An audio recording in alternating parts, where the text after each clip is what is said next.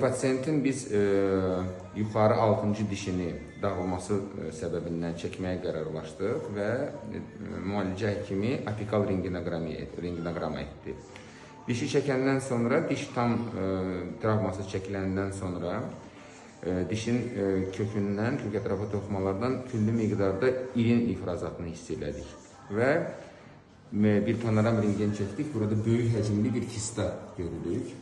Bax, böyük həcmli bir kista görürük. Və indi bu kistanı biz çıxarmağa çalışacağıq. Bu bir daha sübut edir ki, bir daha bunu təsdiqləyir ki, hər hansı bir dişi çəkdikdə panoram rentgenin olunması çox mütləqdir.